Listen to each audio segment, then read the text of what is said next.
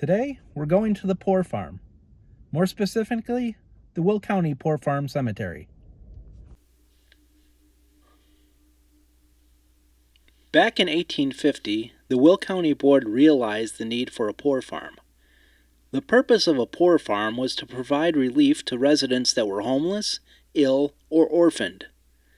The board put together a commission to find a spot for the poor farm. Soon after, the board purchased a 95-acre farm from William and Margaret Eddy. On December 12, 1850, Peter Norman, his wife, and 5 children were the first welcomed into the poor farm. Residents worked the surrounding farmland to support the facility, and this is the farmland we're currently walking on. By 1878, the poor farm housed 42 paupers and 19 mentally ill. In that same year, a 3-story stone structure that still stands was constructed to house the mentally ill. Unfortunately, many of the residents of the poor farm died of disease. Behind the farm field is where these residents were buried in the Poor Farm Cemetery that contains over 170 marked and unmarked graves. So today, we're going to go try to find these Poor Farm Cemetery and see what remains. Beyond this group of bushes and trees in front of us is supposed to be the Poorhouse Cemetery. How does one get in here, you ask? Because I asked the same question. So I know back in 2000, I want to say 2011, maybe 2013, there was a restoration effort going on in this Poor Farm Cemetery, and they did clean this up and restore a lot of this area. There's got to be an entrance here somewhere. We will take a look and see. Meanwhile, we find this right away, which is sort of creepy. Some kids' toys. So let's see if we can find the entrance to this place. Well, it's very apparent that they do not want people to know that this exists, because to get in here is going to be a challenge. And yes, I just got stabbed with something thorny. And if you watched any of my videos, you would know that that's very common. As we get in here,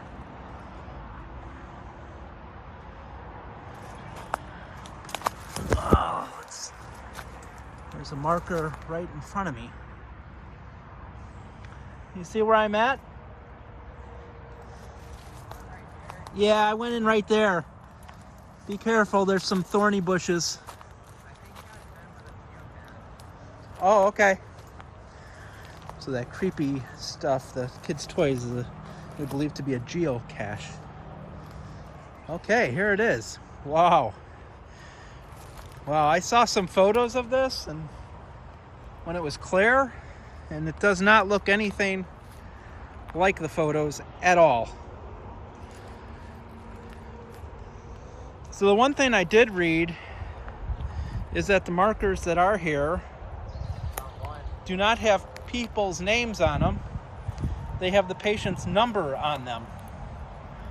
So you will see numbers on top of the markers. It looks like it's number 32. It looks like it's number 6. And there's hundreds of these. That one there is number 4. There's hundreds of these in here. Fake flower. A fake flower, huh? Wonder how long that's been in here.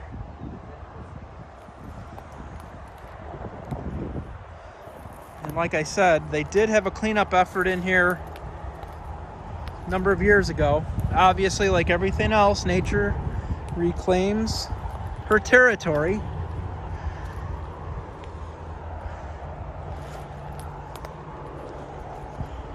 There's supposed to be hundreds of markers in here.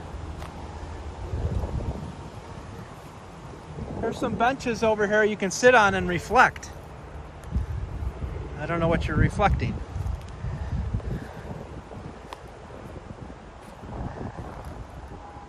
We have a headless doll on the bench.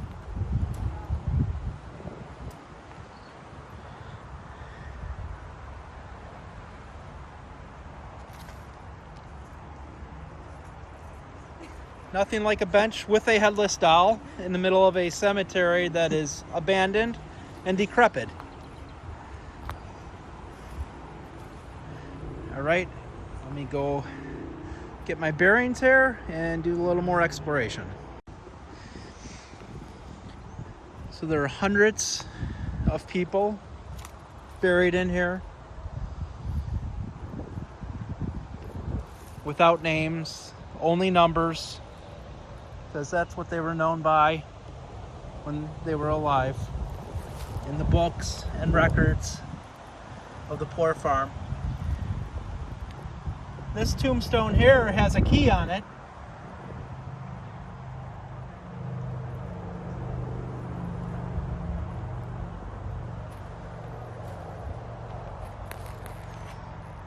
Just rows and rows.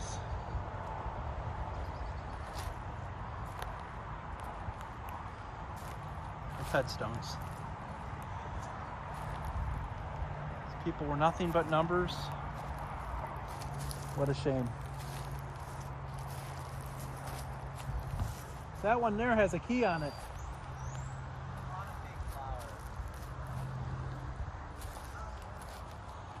I see the one over here has praying hands.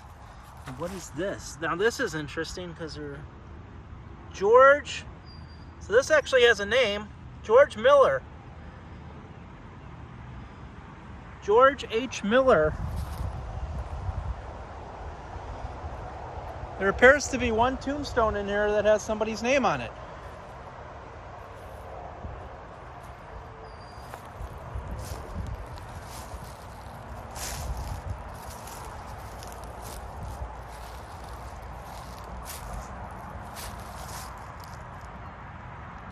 So why did somebody decide to leave praying hands at that particular marker?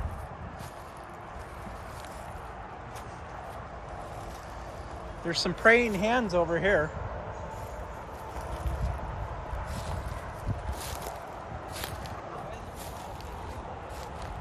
Yeah.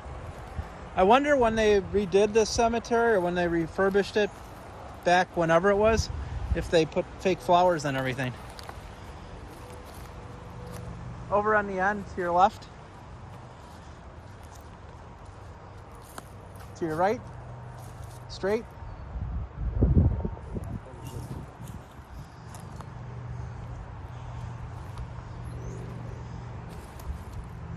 And this keeps going. Rows and rows of markers. Only one bearing a name. The name of George Miller. All other markers, nothing but numbers. I wonder if we can find number 1. Now these markers, that looks like a 18. Thought for a second maybe a 13. That looks like an 18.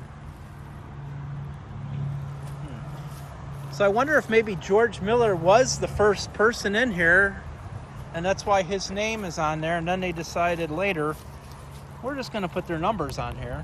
We're no longer going to use their names. This 20 is still in remarkably good condition.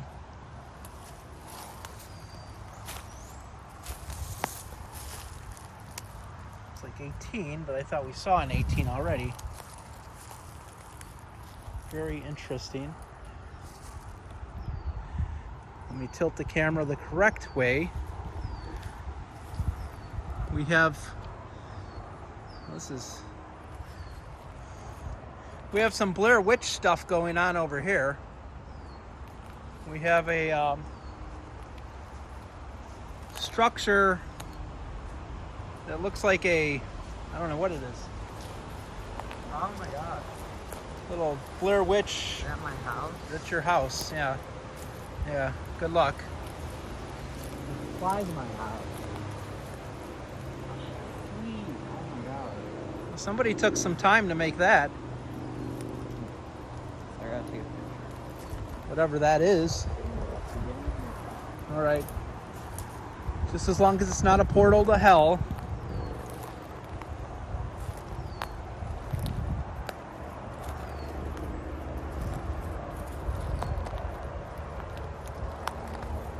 As we walk, I walk over here. I wonder how far back this goes. I wonder if this is the end of it. With those benches.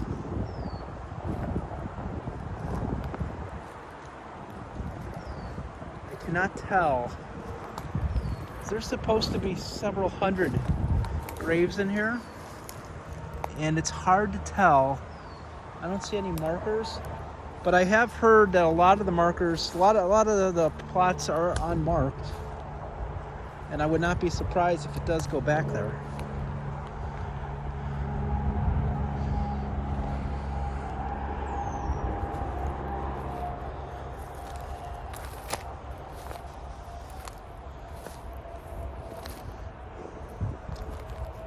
But it's hard to tell with all the growth. Within these trees are markers, tombstones, gravestones, call them what you will. But it's hard to see them because they're in the bushes. We're not able to see them.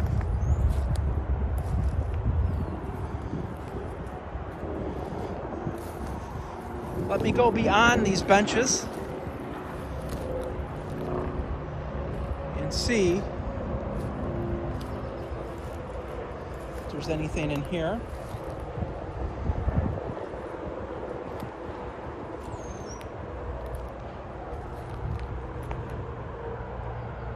I do not see markers in here at all.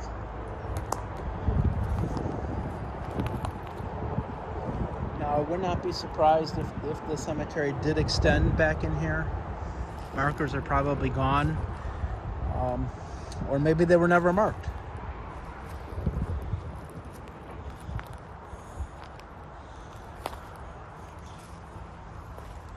Did you survive? Was that a portal from hell? Yeah, it was a good time. Did you summon any demons? It was actually very cozy. Very cozy? It was like a studio apartment. Like a studio apartment. Excellent.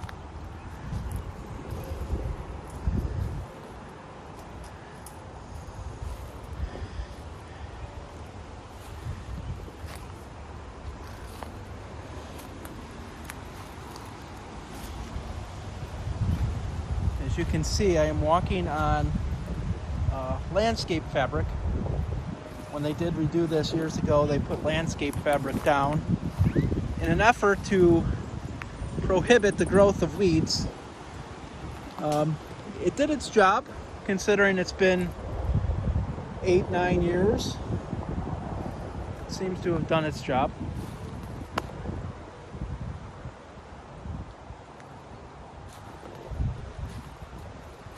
So this cemetery is supposed to be haunted.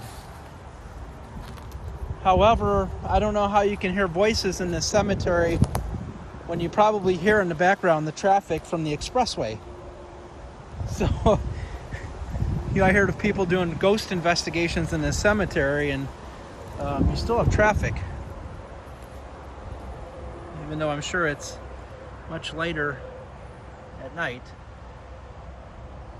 There's the creepy headless doll.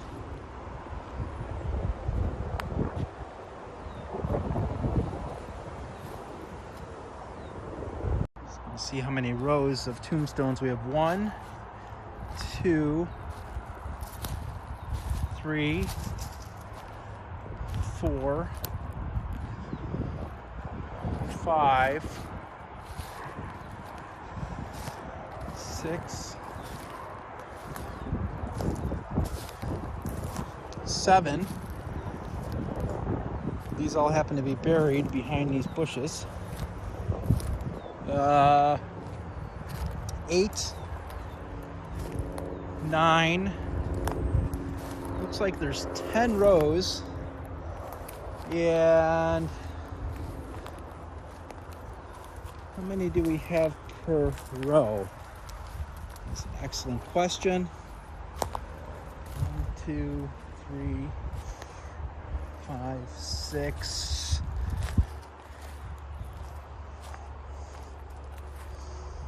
Looks like we have 6 per row.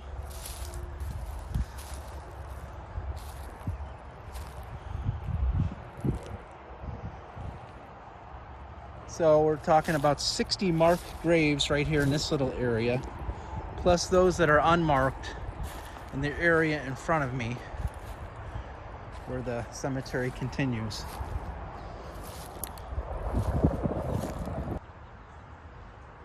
What a wonderful find today. I mean, it's in the middle of what is now a pretty urban area.